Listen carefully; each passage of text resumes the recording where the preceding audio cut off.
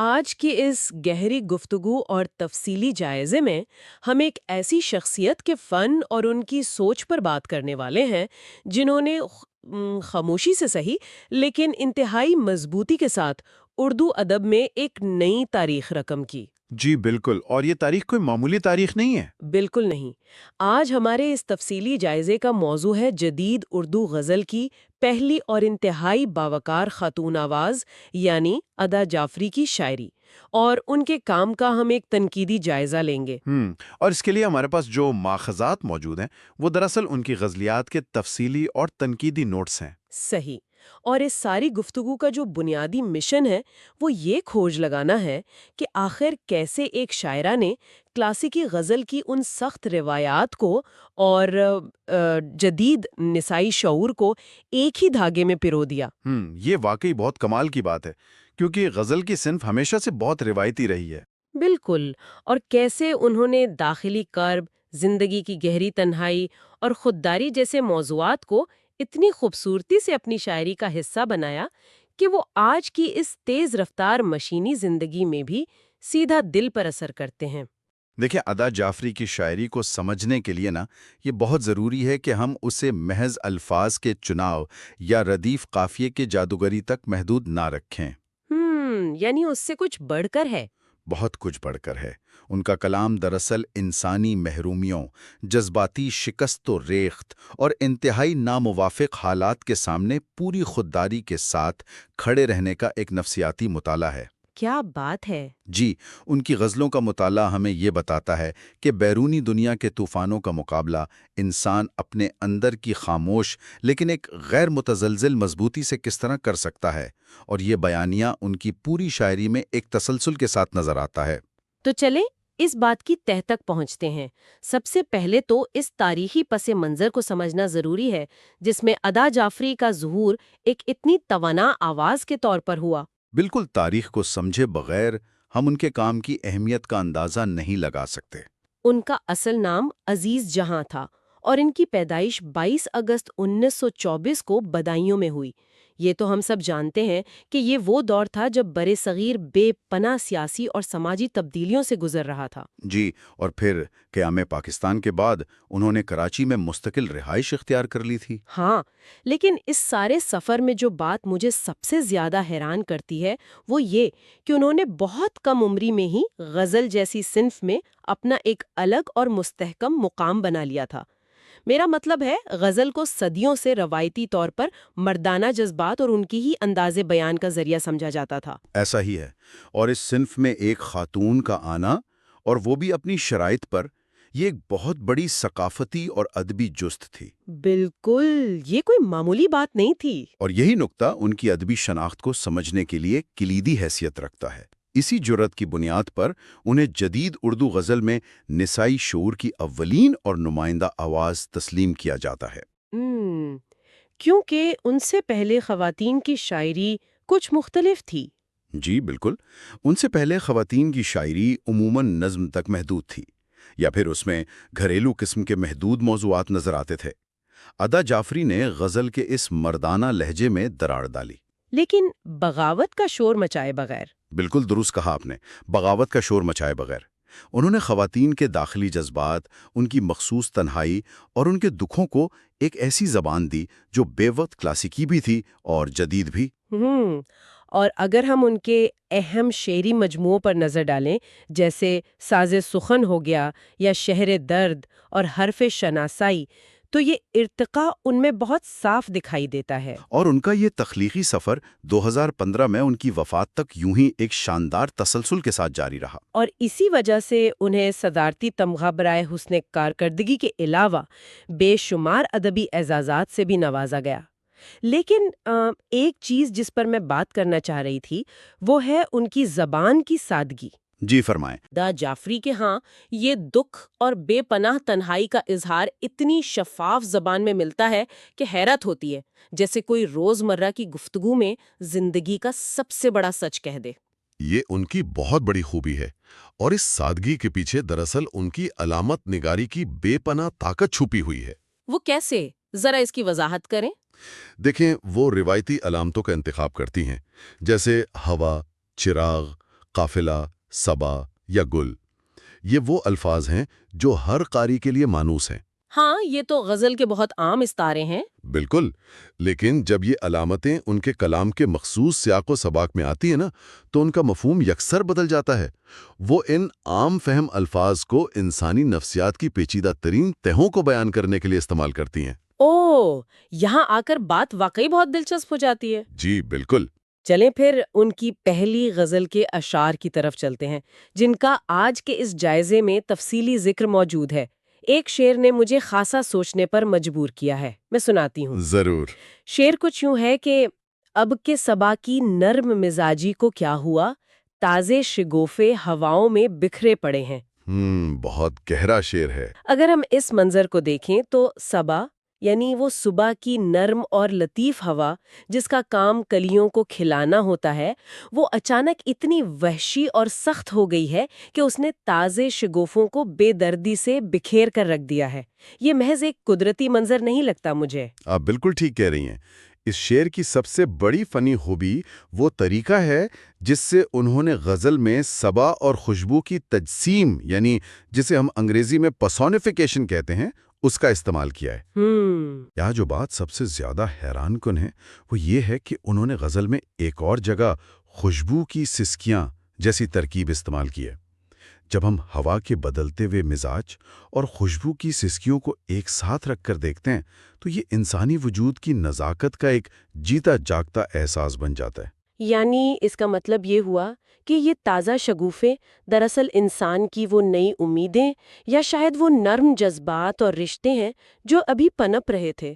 بالکل عین ممکن ہے۔ اور صبا کا اچانک سخت ہو جانا دراصل زندگی کے ان غیر متوقع حالات کی طرف اشارہ ہے جو بظاہر تو سازگار لگتے ہیں لیکن اچانک سب کچھ تہس نہس کر دیتے ہیں، جب آپ کے اپنے ہی آپ کے دکھ کا سبب بن جائیں۔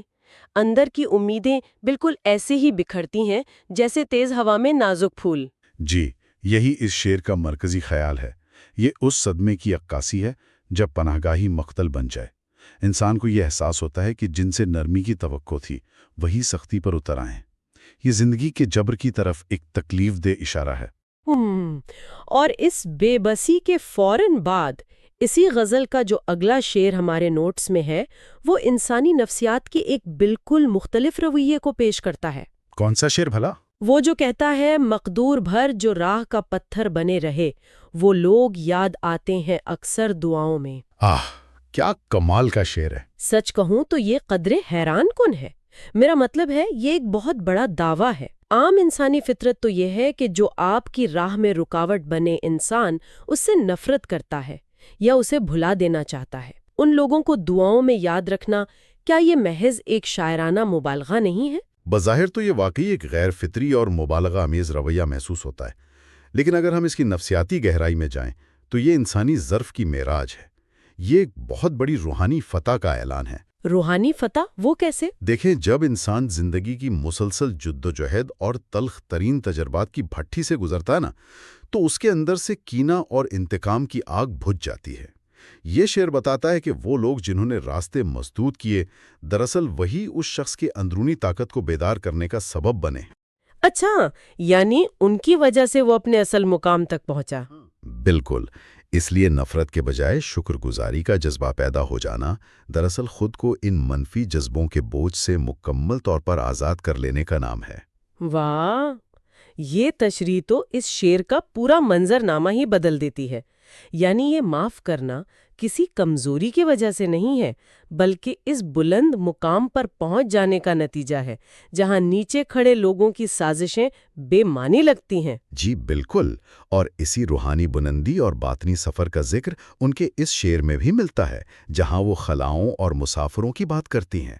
وہ حیرت کا اظہار کرتی ہیں کہ مسافر بیرونی خلاؤں میں کیا تلاش کر رہے ہیں، جبکہ اصل خلا تو انسان کے باطن میں موجود ہے۔ یہ بات آج کے دور پر کتنی فٹ بیٹھتی ہے؟ جی، اس میں جدید دور کے انسان کا سب سے بڑا وجودی بحران چھپا ہے۔ ہم خلا میں تو پہنچ گئے، لیکن اپنے اندر کا جو ایک نہ ختم ہونے والا خالی پن ہے اسے پر نہیں کر سکے۔ علا جعفری ہمیں یہ یاد دلا رہی ہیں کہ اصل ویرانی باہر کے جہانوں میں نہیں ہے بلکہ اس باطنی دنیا میں ہے جسے ہم نے نظر انداز کر دیا ہے۔ جب تک اس اندرونی خلا کا سامنا نہیں کیا جائے گا، بیرونی دنیا کی کوئی تسخیر سکون نہیں دے سکتی۔ کتنا گہرا فلسفہ ہے۔ اور اسی کرب اور محرومی کی ایک اور شکل ہمیں ان کی دوسری غزل میں دیکھنے کو ملتی ہے۔ جی، دوسری غزل۔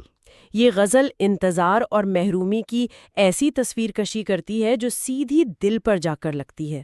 اس کا ایک شعر دیکھیے، گلوں کو چھو کے شمی میں دعا نہیں آئی، کھلا تھا دریچہ صبا نہیں آئی۔ اس منظر کو تصور کریں ذرا، ایک شخص نے حالات سازگار رکھے ہیں، کھڑکی پوری طرح کھلی ہے، اس توقع کے ساتھ کہ صبا آئے گی، خوشبو لائے گی، کوئی رکاوٹ نہیں ہے، لیکن پھر بھی ہوا نہیں آئی۔ یہ جو انتظار کے بعد کی خاموش مایوسی ہے، یہ بڑی جان لیوا ہوتی ہے۔ بے شک، یہ انتظار کی وہ کیفیت ہے جب انسان کسی خاص رشتے سے محبت یا رحم کی شدید توقع رکھتا ہے۔ اس نے دل کا دریچہ کھول رکھا ہے، لیکن اسے وہ سکون نہیں ملتا۔ اس میں ایک تھکا دینے والی محرومی کا احساس ہے۔ بالکل۔ لیکن ادا جعفری کی اسلوب کی سب سے بڑی خوبی یہ ہے کہ ان کے ہاں یہ محرومی کبھی بھی اونچی آواز میں ماتم کرنے میں تبدیل نہیں ہوتی۔ وہ گلہ کرنے کے بجائے ایک انتہائی باوقار خاموشی اور صبر کا دامن تھام لیتی ہیں، اور یہی وہ چھپا ہوا خودداری کا پہلو ہے جو انہیں ممتاز کرتا ہے۔ اور اسی خودداری کی بات کریں تو اگلے ہی شعر میں یہ پہلو اتنی شان سے سامنے آتا ہے کہ انسان داد دینے پر مجبور ہو جاتا ہے۔ شعر ہے، غیور دل سے نہ مانگی گئی مراد ادا، خود سے آپ ہی کالی گھٹا نہیں آئی۔ کیا کہنے! یہاں اگر میں سمجھنے کی کوشش کروں تو کالی گھٹا صرف بارش کی علامت نہیں ہے، یہ وہ مراد یا محبت ہے جس کی انسان کو شدید طلب ہے، لیکن چونکہ وہ گھٹا خود چل کر نہیں آئی تو اس غیور دل نے بھی ہاتھ پھیلا کر اسے مانگنا گوارا نہیں کیا۔ یہ ایک بہت بڑی انا ہے۔ بالکل، یہ شعر ایک انتہائی خوددار انسان کی نفسیات کی مکمل عکاسی ہے۔ شاعرہ یہ واضح کر رہی ہیں کہ اگر حالات کی طرف سے خود بخود کوئی فیض نہیں پہنچا تو میرا ظرف مجھے اجازت نہیں دیتا کہ میں بھیک مانگوں۔ یعنی عزت نفس سب سے اوپر ہے۔ جی، یہ وہ اعلیٰ مقام ہے جہاں انسان اپنی شدید ترین محرومی کو بھی وقار کے ساتھ قبول کر لیتا ہے، سر جھکائے بغیر۔ وہ اپنی انا پر حرف نہیں آنے دیتا، چاہے قیمت کچھ بھی ہو۔ یہ سب سن کر ایک طرف تو دل دکھتا ہے کہ اتنی محرومی اور تنہائی کا سامنا ہے، لیکن جو چیز مجھے متاثر کرتی ہے وہ یہ کہ ان کے کلام میں کہیں بھی مکمل ہار مان لینے کا نظارہ نہیں ملتا۔ وہ مایوسی کے اندھیرے میں ڈوبتی نہیں ہے۔ بالکل نہیں۔ اسی غزل کا مقطع دیکھیں، وہ ایک ایسی روشن امید کا پیغام دیتا ہے جو تاریکی پر حاوی ہو جاتا ہے۔ وہ کہتی ہے، نہ جانے قافلے گزرے کہ ہے قیام ابھی چراغ بجھانے ہوا نہیں آئی۔ مطلب باہر جو بھی ہو رہا ہو، ایک بات طے ہے کہ ابھی میرے حصے کا چراغ جل رہا ہے، کھیل ختم نہیں ہوا۔ جی، یہ مزاحمت اور ایک مسلسل خاموش جد و جہد کی روشن ترین مثال ہے۔ یہاں چراغ محض روشنی کا استعارہ نہیں ہے، یہ ان کی امید اور ان کی باطنی روشنی کی علامت ہے۔ اور ہوا ظالم حالات کی علامت ہے۔ بالکل، وہ جانتی ہیں کہ باہر اندھیرا ہے، ابہام ہے، قافلے رکے ہوئے ہیں، لیکن انہیں یقین ہے کہ ان کے اندر کا چراغ سلامت ہے۔ اتنی کٹھن ناامیدی کے باوجود انہوں نے وہ چراغ بجھنے نہیں دیا، اور یہی ان کی فتح ہے۔ تو اس سب کا آخر مطلب کیا ہے؟ یہ وہ سوال ہے جو یہ سب سننے کے بعد ذہن میں ابھرنا لازمی ہے۔ ہم 21ویں صدی کے اس دور میں جی رہے ہیں جہاں ہر چیز کی رفتار اتنی تیز ہے کہ ٹھہر کر سوچنے کا وقت نہیں۔ کیا یہ شاعری صرف کتابوں تک محدود ہے؟ ہماری عملی زندگی سے اس کا کیا تعلق ہے؟ اگر ہم اسے وسیع تر تناظر میں دیکھیں نا، تو یہ شاعری دراصل آج کے انسان کی سب سے اشد ضرورت ہے۔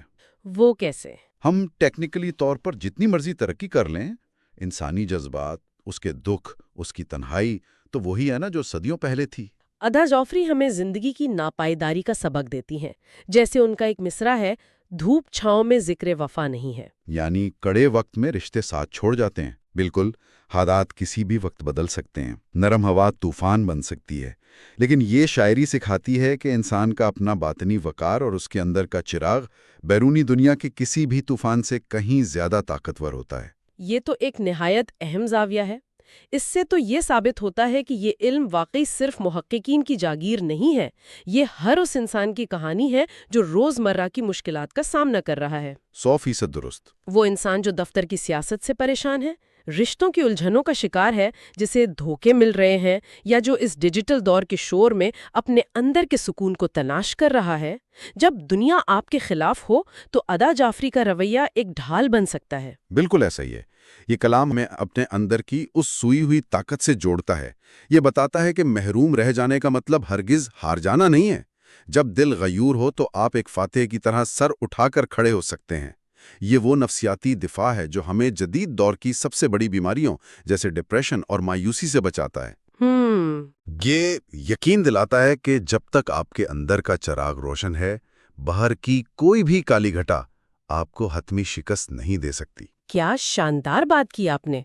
آج کی اس گفتگو میں ہم نے ادا جعفری کی شاعری کے کئی شاندار پہلوؤں کو سمجھا ہے۔ ہم نے دیکھا کہ کیسے انہوں نے سادہ زبان اور علامتوں کے ذریعے زندگی کی تلخ حقیقتیں بیان کی، اور کیسے کرب اور محرومی کے ساتھ ساتھ نہ بجھنے والی امید کا پہلو بھی موجود ہے۔ یہ واقعی سر اٹھا کر جینے کا ہنر سکھاتا ہے۔ بالکل، اور اس سارے گفتگو سے ایک اہم سوال جنم لیتا ہے۔ جی، وہ کیا؟ ادا جعفری نے اپنی تنہائی کو سمجھا، اس کا ڈٹ کر سامنا کیا، اور اپنے باطنی خلا کے اندر جھانک کر زندگی کا وہ حقیقی سکون دریافت کر لیا جو انہیں باوقار رکھے رہا۔ آج کے اس شورغل اور ڈیجیٹل اسکرین سے بھرپور دور میں جب انسان اپنی ذرا سی اداسی یا باطنی خالی پن سے بھاگنے کے لیے ہر وقت سوشل میڈیا اور تفریح کا سہارا لیتا ہے، تو کیا وہ دراصل اپنے اندر موجود اس روحانی طاقت اور اپنے اصل وجود کو دریافت کرنے کے موقع سے ہمیشہ کے لیے محروم تو نہیں ہو رہا؟ یہ واقعی ایک ایسا چبھتا ہوا اور فکر انگیز سوال ہے جو طویل عرصے تک غور و فکر کی دعوت دیتا ہے۔ کیا ہم واقعی اپنی اس اندرونی طاقت سے بھاگ رہے ہیں جسے دریافت کر کے ہم طوفان کے سامنے چراغ جلائے رکھ سکتے ہیں؟ بالکل، یہی سوچنے کی بات ہے۔ آج کی اس تفصیلی گفتگو کو ہم اسی گہری سوچ کے ساتھ مکمل کرتے ہیں۔ ادا جعفری کی شاعری دنیا کا یہ سفر یقیناً ایک یادگار تجربہ رہا ہے۔ ان اشعار اور اس آخری سوال پر ضرور غور کیجیے گا۔ پھر ملیں گے ایک اور نئے اور گہرے موضوع کے ساتھ۔